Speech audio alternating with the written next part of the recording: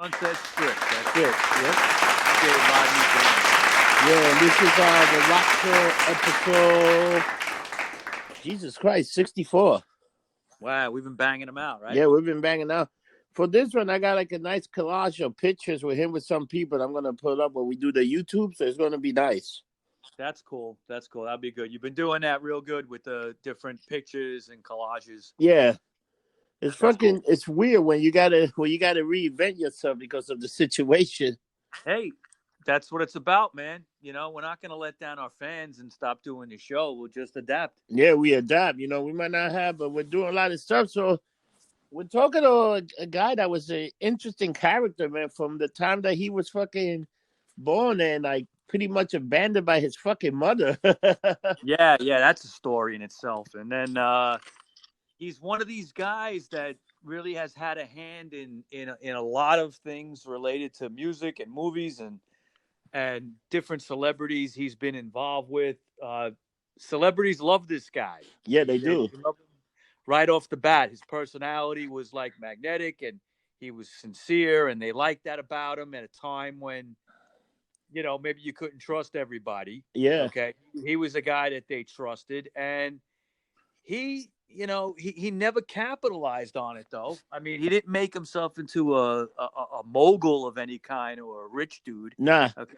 He just was a fan, and he stayed a fan, and he, well, you know, when he became a DJ at KROQ in California, he influenced so many things and got so many careers off the ground, but yet he's a simple guy. Dude, that motherfucker was one of the first people to play Coldplay. I was shocked by that. Yeah, definitely. You want to hear me and him got something in common? What's that? We were both born December 15. Oh, yeah, that's right. It's the same birthday as you. He was born December 15, 1946. I was born December 15, 72. And the other guy that shared a birthday with me is also Billy the Artist. Yeah, that's right. I remember that. Yeah. Wow. Okay. So you want to get into this? Let's get into it, man. What you got for me? All right. Well, like you said, born December 15th, 1946. Rodney Bingenheimer. He was born in Mountain View, California. Now, his parents separated when he was 3. Yeah, that's crazy. And his mother, he never really knew his dad very well growing up. His mother was what used to be called an autograph hound. Yeah. Okay? And that was a person that was interested in getting celebrity autographs, would kind of do anything to get them. You know, and there's funny stories about people like that, you know, like sneaking into places and trapping celebrities and trying to get autographs and stuff. But his mom worked as a waitress, and usually at night, and that left Rodney alone a lot as a kid. Okay. Yeah. You know, an only child. He didn't have any brothers and sisters living with him. He was left alone to his own devices, and what he got interested in was music. He would listen to the radio as a kid. The brand new rock and roll music scene that was starting in the mid-50s with Elvis and others attracted him. He was also interested in movies, movie stars. He collected autographs like his mom. He would read movie magazines and music magazines back to front every day. He was obsessed with that stuff. Yeah. Okay, and that was his life. An early obsession of his would be Elvis. The guy has, to this day, an incredible Elvis collection of things. Yeah. You know, one of the things we'll mention in this show is the documentary, The Mayor of the Sunset Strip. Yeah, do you see like he gave somebody an Elvis autograph that he was the first thing he got the first like week he was there or whatever? Yeah. Yeah, it was an Elvis autograph, I think. Yeah, it was. Yeah, I mean, this documentary, for all who are interested, came out in 2003. It was directed by the late director George Hickenlooper. He died a few years back. A great movie about Rodney's life, and we'll talk a little bit more about it later. But it's definitely, you know, I drew a lot of information from that. I made you watch it, right? You liked it. It was right? good. I was into about the Kim Fowl and what he did to the Runaway, because the Runaways was young, and that girl make him see that he fucked all the Runaways. Well, no, he didn't fuck them physically, but he sent a lot of problems their way. Okay, if you ever saw the Runaways movie, the Kim Fowley character is played pretty accurately as to how he drove them like a drill sergeant, but he treated them like awful. But that was in the movie, that was Sherry Curry talking. Yeah. She was the singer. Now in the Joan Jett documentary Bad Reputation, she speaks a little more highly about Kim. Kim's a guy that we need to do a show about. He was a nutcase. I was definitely thinking about that after seeing that document. We definitely need to do a show on that guy. He had some career, that guy, and he was good friends with Rodney. That's what that was about. But in Rodney's early years, he had his mother only, and she was kind of controlling in his life. They would bump heads a lot because she would tell him what to do. As he got into his teenage years, that naturally becomes more of a problem. Yeah. He had a crush on celebrity Connie Stevens as a teenager. Yes. Okay. And one day when he was 16, his mother said, "Let's go to Connie Stevens' house and get her autograph." Because in California, you could find out where these celebrities live. Their celebrity houses are on maps and stuff like that. There's tours through Beverly Hills, and you could see where these people live. Yeah. So he actually had a little overnight bag with him, and they drove into that area where she lives. And she said, "Go ahead, go knock on the door and get the autograph." And he left, and she took off. She did talk off, fuck, right? Yeah, she did talk off. But they talk about even when he went to like a diner or something, waiting for his mom. Yeah, and like the girl that was there fed him, and finally he went down the street because he had nowhere to go. Yeah. Because when he knocked on the door, the housekeeper said Connie Stevens wasn't home, so he left. She was on set. He was on set somewhere, right, doing something, working, and he just ended up going to the Sunset Strip, and that's where it all began for him. He was like a runaway. Yeah, think about that. And he wouldn't see his mother for another 6 years, all right? But he would be on the streets of L.A., and that year was 1963. Very good year for that going on. There was a lot happening on the Sunset Strip in those days. He befriended actor Sal Mineo, and Mineo is the one that gave him the name, the mayor of the Sunset Strip. Yeah. And he also befriended Sonny and Cher, a young Sonny and Cher who were up and coming. He became an assistant to them, a publicist, a gopher, a friend. They took care of him. Dude, how weird is it that this guy, he just went and befriended these people and they fucking took care of him? Like, he had something about him they loved. I think it's that he got like that puppy dog look. I think that's what it is. They felt bad for him, and he had a style, a clothing style, a look. Yeah. That was cool for the time. He had a perfect Brian Jones from the Stones haircut. Yeah. Old haircut. Okay. And that look and his personality, he had an incredible knowledge of music. He would try out for the Davy Jones part for the Monkees. I thought that was great. He didn't get the part. Davy Jones got it, but he would later be working as a double for Davy Jones a couple of times, and he starred as his actual double in the Monkees episode, The Prince and the Pauper. Yeah. I remember that episode. Me too. I remember that. Yeah. Yeah. And that was like his big break with that. And it opened all kinds of doors for him. Some people used to think he was Davy Jones. I'm sure he used that. Do you see that? I was going to tell you. Do you see that in the documentary? The three women that walk up to, oh, look, it's Davy Jones. I'm sure he got laid a couple of times with that. Yeah, because he pretty much looked like Davy Jones from the back.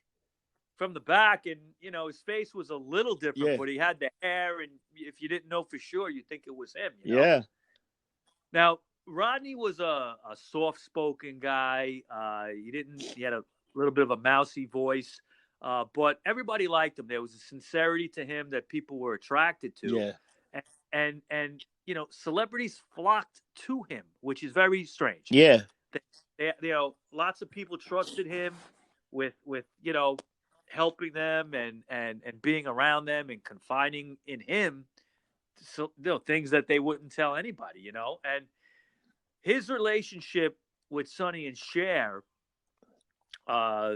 would open the door to a lot of things for him too.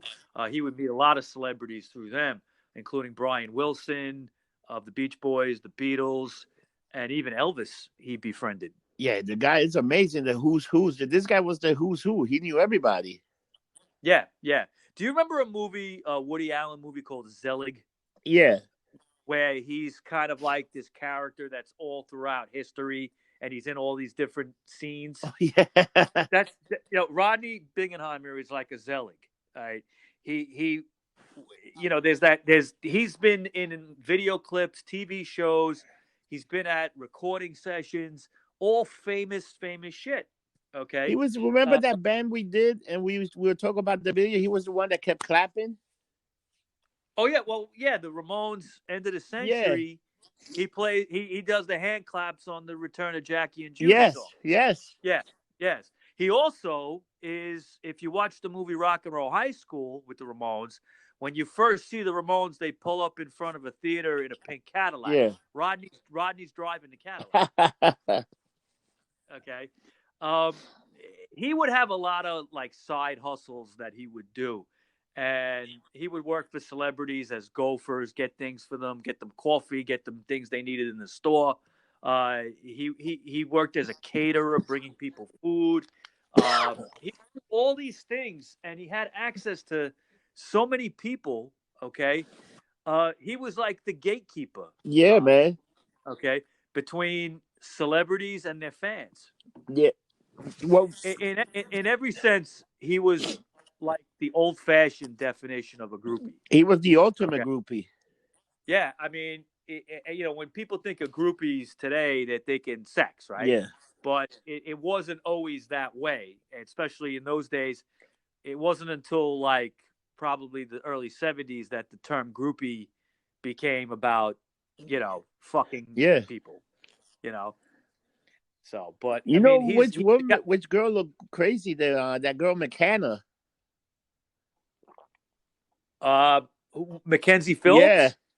Yes. Well, Mackenzie Phillips is crazy. She's out of her mind, but she was like, that's the same girl that was in One Day at a Time. One Day at a Time. Yeah.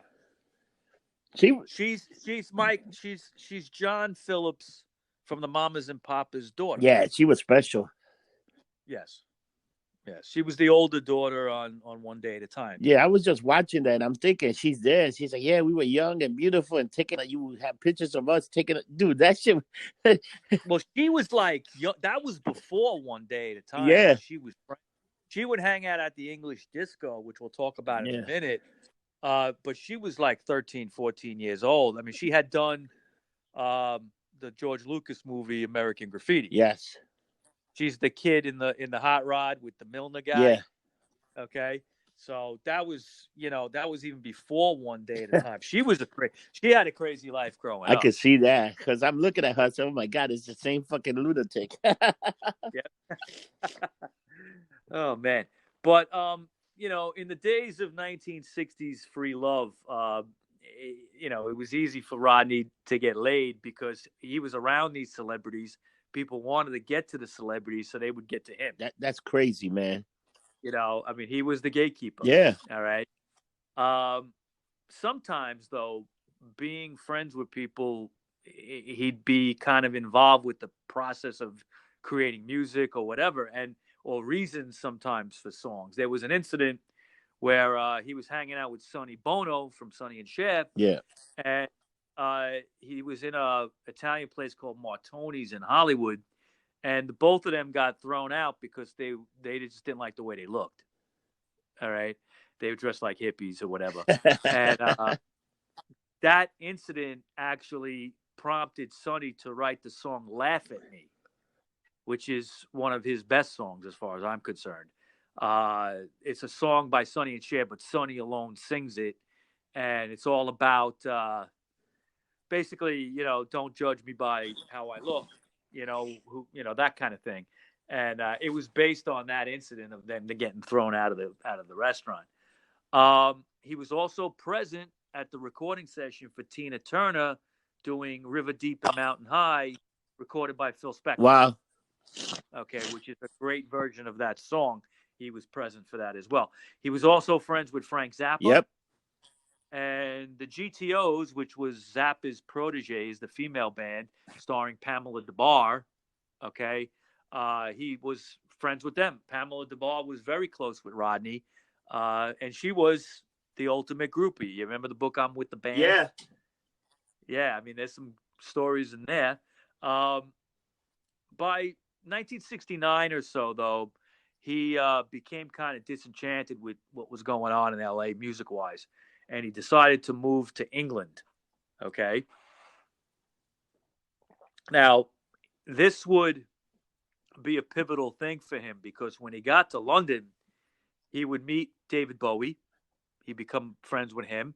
He also became friends with Rod Stewart, and he was right there at the beginning of glam rock with bands like T-Rex. Yeah.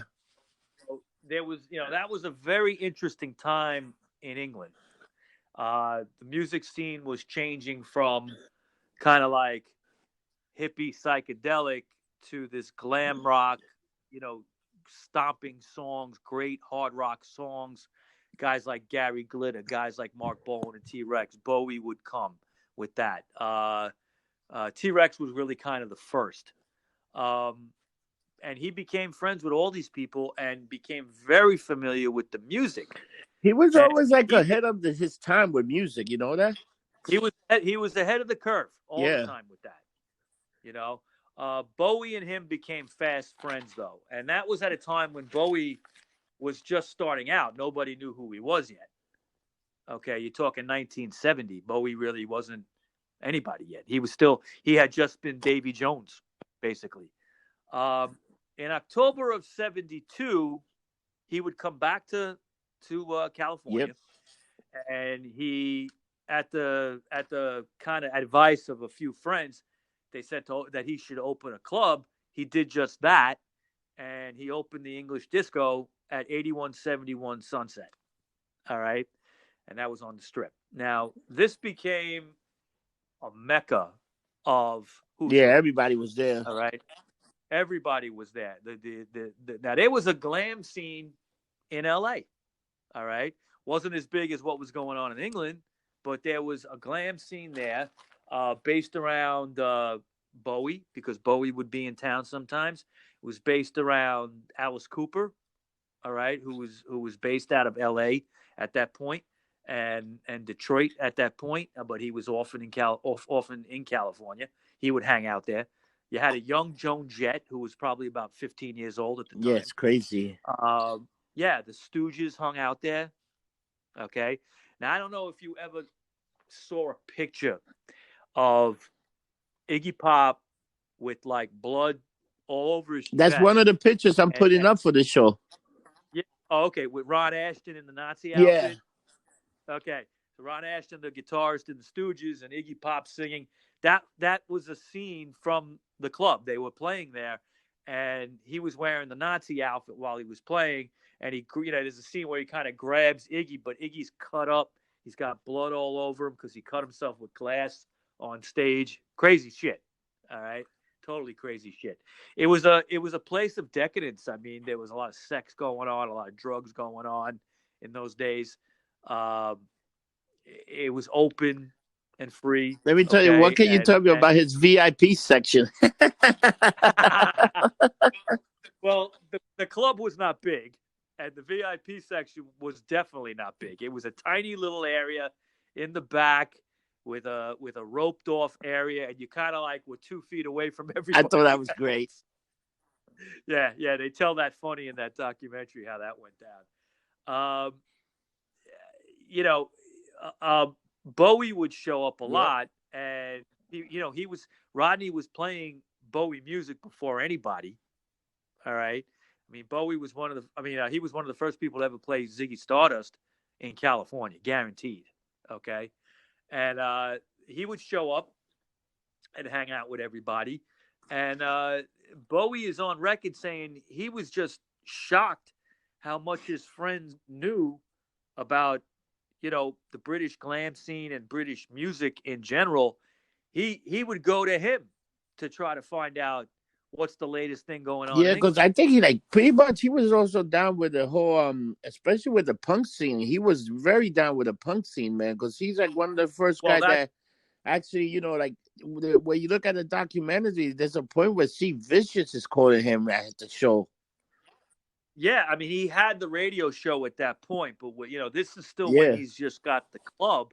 The punk scene was just about ready to kick off. What would happen is, people were amazed because, like, even guys like Robert Plant from Zeppelin would come to yeah, the club. Elvis came to the club a couple of times. Robert Plant came, and Plant would say shit like, "This Rodney guy gets more chicks yeah, than me." All right, but the English disco would die in 1975 because Rodney walked away from it because basically music was changing. Disco itself was the popular music, so he decided to close the club. He would get offered a DJ role at KROQ, also known as yep. K Rock, in Pasadena, California, and that's when everything would really fall into place for this guy. Okay, he would become a kingmaker. He would become a guy that if you made his show, he Yeah, made it.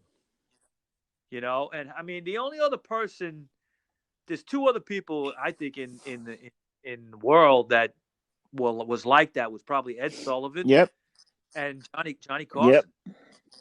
Okay, and in the radio world, maybe maybe a Wolfman Jack or something could make you. There might have been a few others. Okay, but you know, Rodney was the guy. He was the man. And in August of '76, he was offered this role. He accepted it as a DJ at KROQ, and it was he got the job based on his incredible musical knowledge, and he would last there for 41 years until June of That's 2017. incredible. But if you look at some of the who's that he brought in, he was playing Blondie, he played the Ramones, the Sex Pistols, Van Yep. Halen, Guns N' Roses, Duran Duran, Joni Jets, the Cure, the Whole, no doubt, like this guy played everything. Oasis. Oasis, the Yep. Bangle, X, the Germs, like this guy was playing Yep. everything, things that nobody even knew what it was. It was funny how No Doubt, like I saw No Doubt when they were punk a long time ago in New York City, and they were Yeah. punk until they got into that album, and then they got very different. But No Doubt was a. I remember Gwen Stefani jumping on top of a pole and holding it like a monkey, jumping around. It was insane. Yeah, I mean they were a punk band Yeah, when they started. Then they changed, and he was in the beginning of dude. that. Even the Sonic Youth he played. Yes, he did. He was one of the first. Now one band that he wouldn't play, he never played, was the Eagles. And in that time, in '76, Southern Californian music was the Yeah. Eagles. Okay. But he made it clear that, he was going to play the music he liked. He would program his own shows. And KROQ gave him that complete control. And he was really the first DJ in LA to play bands like you said, the Runaways, the Ramones, Blondie, Social Distortion, Susie and the Yep. Banshees, Suicidal Tendencies, X, the B-52s. Susan They all Quanto. owe Susie Yep. Quattro also. Okay. Not many people were playing Susie Nah. Quattro at the time. All right. Now, he had this, like I said, for 41 years. Now, from the late 70s to the early 80s was probably the peak of all that. One artist that he was very close with that would show up on his show a lot was Nina Hagen. All right. Now, Nina Hagen is a German Oh, is that artist. the She's a '99 Left musician. Balloons or whatever? No, that was yeah. Well, Nina is the song, the girl that did Yeah, 99 Luftballons. that's Okay, but Nina Hagen was on the show one time, and they asked her, and they asked she had a guest on from the actress from the movie Christian yeah. F. Okay, which was a great movie that had some good Bowie music and stuff. It's a German film about kids on drugs in Berlin and stuff. I have it at home. It's a good movie. But the two of them were on his show, and he asked, well, what are you listening to these days? And they pulled out this record, and it was 99 Luftballons. Yeah. All right. And it was the German version. If you Yeah. remember, there was a real German version of the song. And he loved it. He heard the song and he loved it. And it was him that made that He song made a that hit. song a worldwide hit. Worldwide hit. And it was. And they came out with the English version, and that that was a big hit. I remember that song at one point being everywhere. As a kid, that song, especially that video was played 100 million times on MTV.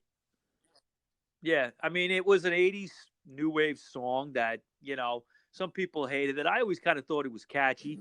It like captured that moment in the 80s when everybody thought we were going to die. And dude, let me tell you, between that song and Big Country, I never want to hear those two songs ever again.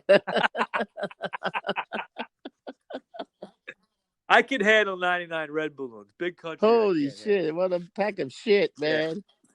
Yeah. Oh yeah. But those are big hits, those songs, and he was very behind that.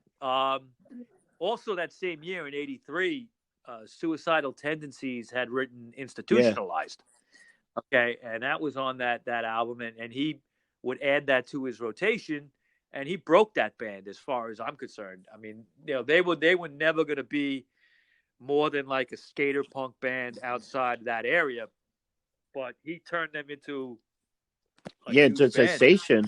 Now the bass player from Suicidal Tendencies plays him at Town Hall. So Rodney had his hand in a lot. Now, one thing he did too is he would come out with these like Rodney on the Rock, which was the name of his show, Rodney on the Rock, compilations. Okay. And I had a couple of these. I think I had two of them. There were three altogether. I think I have two of them at home on vinyl. It would be up and coming bands like Social Distortion was on there, Agent Orange, a lot of like early 80s hardcore punk bands, X, stuff like that, I think made the compilations. That's how I heard of him here, because, being here in New York, you weren't going to hear his show in those days. And it wasn't syndicated over here. But how weird is that? A guy like that wasn't syndicated. Like, you would think now if that guy was on, he would be all over the place. Yeah, I don't know how that never happened with him, because syndication would start during the 40 years that he was there, not in the beginning. But yeah, I don't know. Maybe he didn't want to. He's kind of a strange cat. He is a in strange that way. cat. Yeah, I mean, I like the guy. When you watch the documentary, you kind of get this impression of him that he's just a regular guy. He's kind of sad. Okay.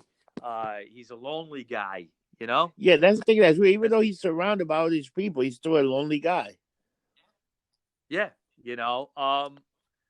One thing that would happen, though, when he would be doing shows at his radio station is bands would sometimes just knock on the door. Okay. And they would, the parking lot door of the station, and they would hand Rodney copies of his singles or albums. And there were times Rodney would just slap something on during a show and be like, I like it. And, he would continue playing their music, and, that would propel a lot of bands. We mentioned Kim Fowley before, the producer. He would be working with a band, and he would say, okay, we recorded this, whatever, bring it over to Rodney and, see what he thinks. And there were bands that Fowley worked with that went on to bigger things because of, throwing it on the Rodney show. Rodney on the Rock. What's funny? Remember him talking about the payola, about people getting paid? Yeah, the payola He scandal, talked about it a little bit. He touched about it. So he said he never did that, No, they're very. That's a big no now. But even in his time, you couldn't get away with that. But that was when people were getting paid to play music. He never did that. He never did. I think he just played the shit that he liked, Like, there was that group from Jersey that he fucking played, that Drama-Rama, which. Yeah, they had that song. Anything. That and he made them. Oh, he did, and a member of that band, Chris Carter, he became good friends with, and Carter would become a DJ on his own after the band broke up, and he's an interesting cat too. He has a show on Little Steven's Underground Garage on Sirius XM, and he plays strictly like British singles from the 60s and early 70s. And it's a great show. I mean, you hear a lot of music that you never know. And I forget what it's called, Chris Carter's something, British something. I forget the name of the show, but it's on the Little Steven schedule if you ever have that station and listen to it. By the 90s, the Brit pop era was kicking in, and you had bands like Oasis, and then later on bands like Pulp or Coldplay. They were all played extensively on Rodney's on the Rock. Okay, he played these bands and exposed Californians to this music, and that definitely propelled that whole scene. Yeah, it's amazing how this guy from California playing the hits, and then they will become like national hits. Like, what made it? Yeah. What made him so so interesting like that? What the fuck, man? Because this guy, like, he's almost like a wizard or something.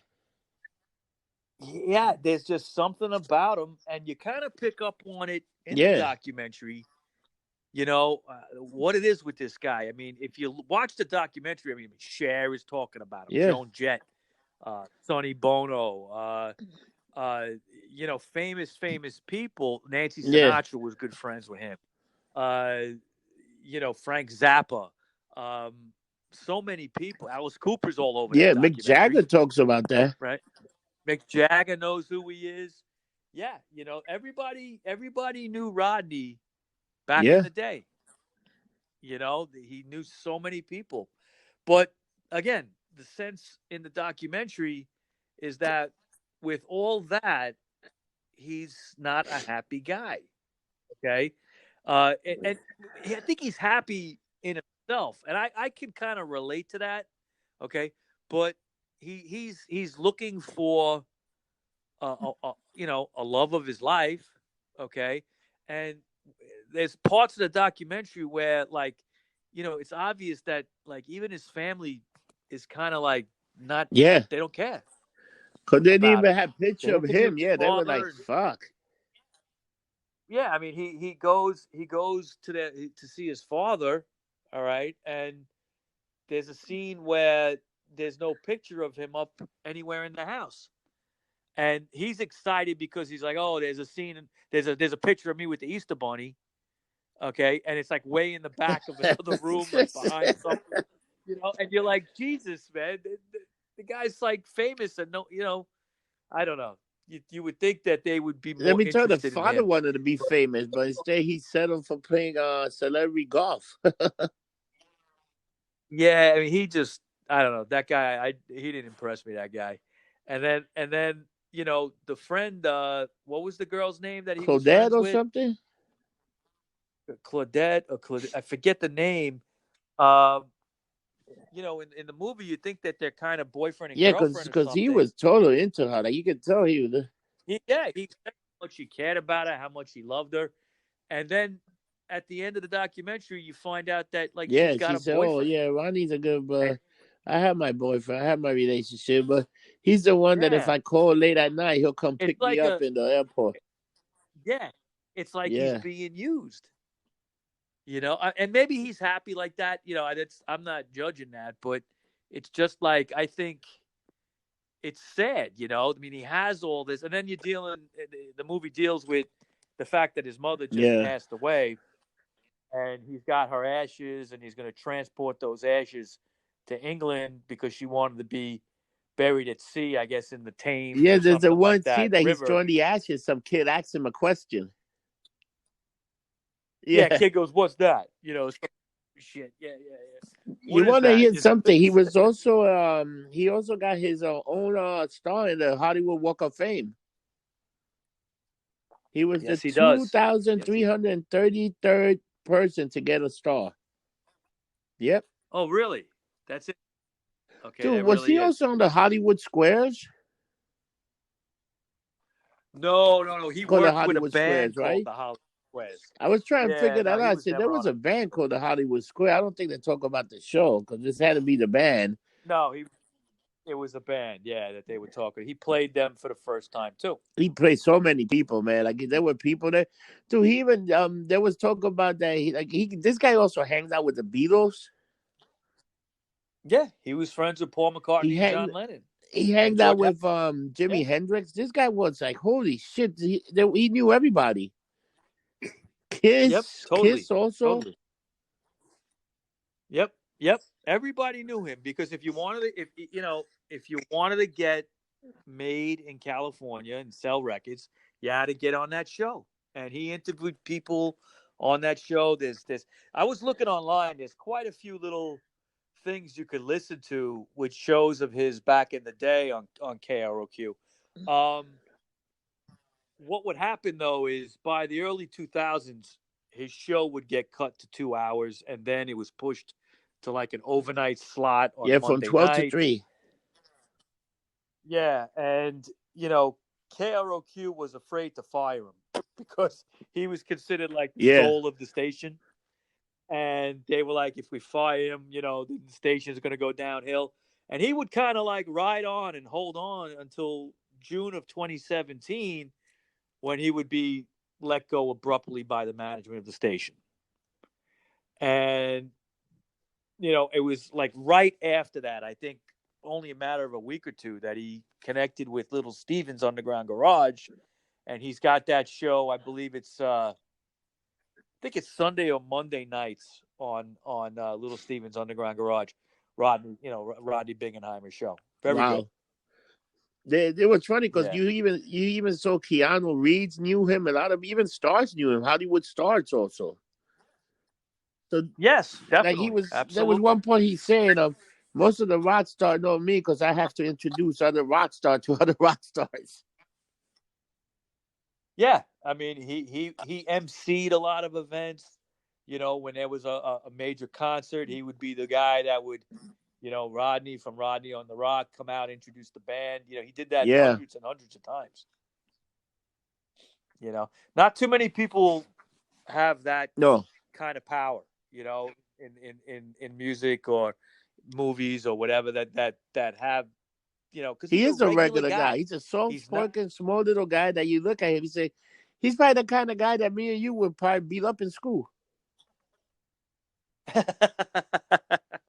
Actually, I kind of relate to him. I mean, I liked his musical knowledge, okay, and he really was devoted to it. I was kind of very similar like that, growing up and everything. And I got my ass handed to me a few times, but you know, but every once in a while, I beat the fuck out of one of them. I just find it funny, like this guy with this weird little guy. Like, you know what? He's pretty much he lived the American dream if you think about it.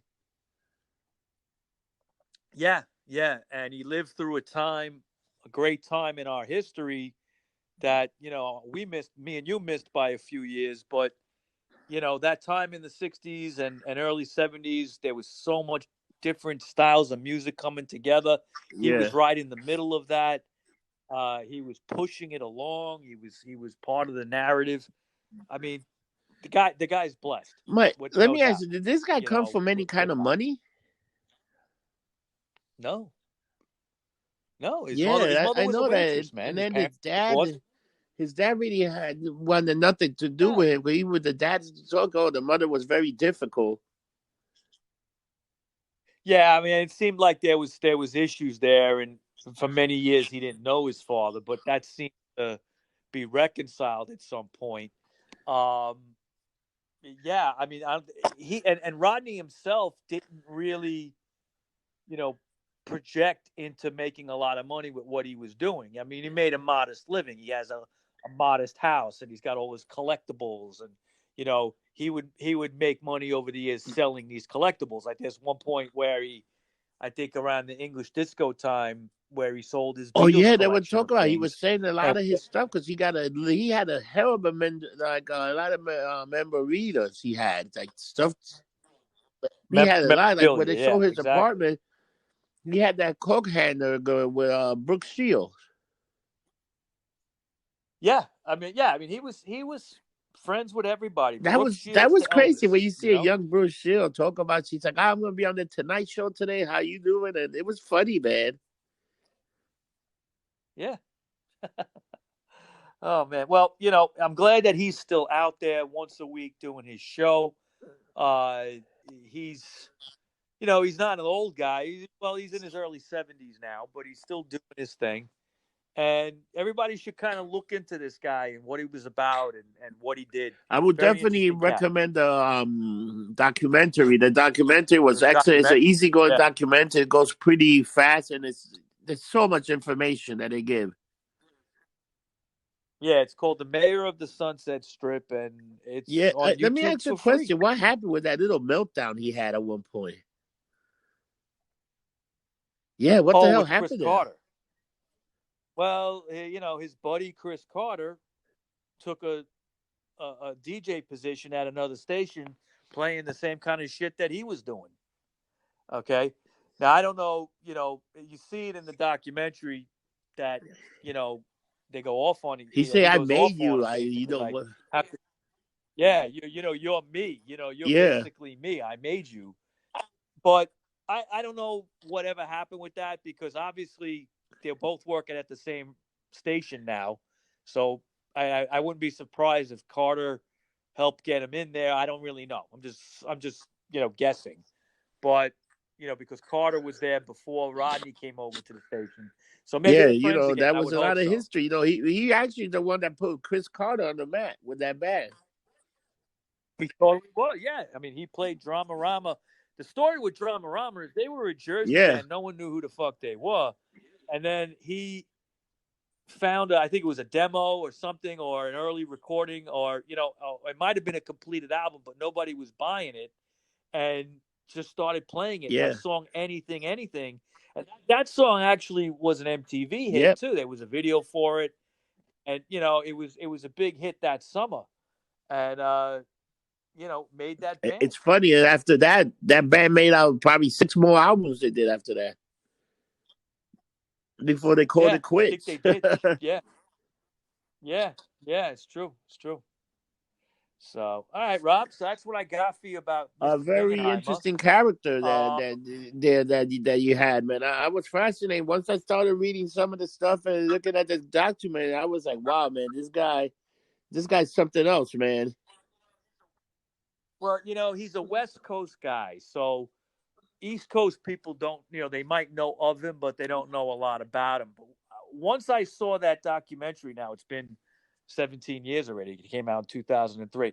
That's when Wow. I became really fascinated with him because he really had a hand in so much music that I like, you know. And I was like, wow, this guy was like right in the middle of it. And I started really paying attention, you know. But he definitely was a fascinating person. Um, Next week, the next show we're going to be doing is the making of George Yeah. Harrison's "All Things Must And Pass." this is another Okay, Phil's Spectrum. Yeah. Phil We've Spector been on a little production. Yeah, kick. He was even about to talk to this guy too. Yeah. yeah, he was It friends with was Phil like Spector. shit, man. Rodney was. And he Yeah, was, yeah, like you say, he was in that for yep, the end of the Century album, clapping. yep. Yep. That's right. That's right. So He brought my, him in. You know, and oh Joey yeah, Ramone there's was thing in friends the with him too. You know, documentary he with was on pictures his of him show and many times. Joey. Do you Yep, remember yep. the documentary? He's playing some kind of punk rock and that girl's dancing all weird and shit. Oh, I'm not sure. Yeah, but Probably. I mean, I've seen it a he few played some times. punk rock and this girl's like putting her hand down her shirt and twisting, but it was like music that they didn't hear. Oh, yeah, yeah, yeah. There's some, you know, some How crazy about shit the going. women with just the picture of the boobs, just taking out the boobs? I was like, I know. At the it was English crazy, disco, man. everybody It was was doing great. that. Yeah. So, Yep. Mike, Yep. A lot of fun. Um. Yeah. So we got the yep. All Things Must Pass. Okay, and we got a show coming up on T Rex. Now, I'm just gonna say it now. Let's hope that we can do it. I was Oh, talking yeah, to okay. Joey Pinta today. Okay, a little while ago on the phone, and he's been sending me some new music, which has been fantastic. I told him we're going to do an interview real soon for the Yep. Rocker Mike and Rob Presents. When we're done with this, Rob, I'm going to call you because I want to talk to you about that. And with the T-Rex show, I asked Joey if he would like to join us on that, because Joey's on record saying how much he loved T-Rex growing up. And I think it'd be interesting if we do have him on as a guest and we can get his insight on that early T-Rex stuff, because T-Rex is getting into the Rock and Roll Hall of Fame this year. They've postponed the ceremonies because of the coronavirus, but they will be getting in, and it's I'm not a fan of the Hall of Fame, but whenever they put somebody in that I really think deserves it, I'll always hype it a little bit, and I'm glad. Yeah, they do. They're one of those bands that have been out there forever, and you know what? They do deserve it. They got, they're getting the props. Definitely. Mark Bolan was a pivotal person in the history of rock and roll. He doesn't get a lot of respect here in the States, but hopefully that changes. Sometimes when people get into the Rock and Roll Hall of Fame, it really kind of, propels them into a little bit higher stratosphere here in the States. Mark is gone. He's been dead since 1977, but, it'd be nice to see the music get played a little more. Then we got a show about another the Raiders coming up later so on. there's a lot of stuff. And once we done down, that's pretty much May. May is done. Yeah, and that's true. So we're good, and like I said, Rob, all right, man, no problem. And remember, people, don't get drunk, get lumped up. See you soon.